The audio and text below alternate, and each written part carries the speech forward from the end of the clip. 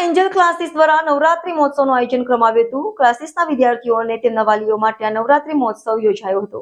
સુરતમાં Angel classes દ્વારા નવરાત્રી મહોત્સવનું આયોજન કરવામાં આવ્યું હતું. ક્લાસીસના વિદ્યાર્થીઓ અને તેમના વાલીઓ માટે આ નવરાત્રી મહોત્સવ યોજાયો હતો, જેમાં વાલીઓ અને વિદ્યાર્થીઓ પરંપરાગત અને સંસ્કૃતિના આધીન વસ્ત્રો પહેરીને ગરબે ઘૂમ્યા હતા.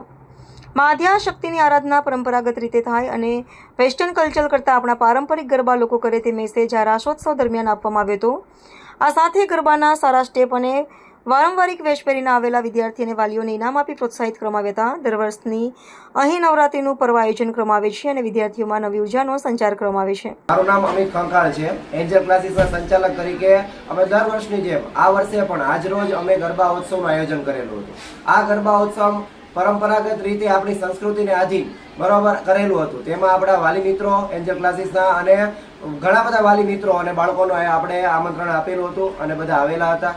સાથે સાથે માતાજીની આરાધના સાથે આપણી ઘરની માનું પણ આરાધના થાય, પૂજા થાય તેવો પ્રયત્ન કરવામાં આપેલો.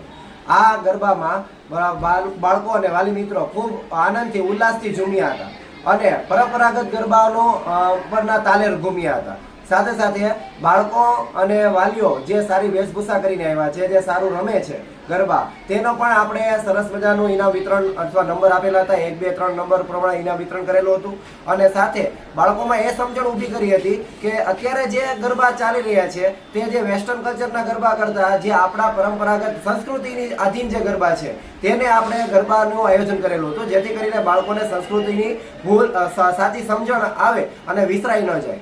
અને સાથે સાથે આપણે બાળકોને એ પણ આનંદ આપ્યો હતો કે જે મોટા મોટા પાર્ટી પ્લોટોમાં આયોજન થાય છે અને તેની મોટી ફીઓ જે નથી ભરી શકતા તેવું જ આયોજન, સુંદર આયોજન આપણે અહીંયા કર્યું હતું, જેથી કરીને બાળકો આ પાર્ટી પ્લોટો જેવો જ આનંદ આપણે આ એન્જલ ક્લાસીસમાં માણેલો હતો.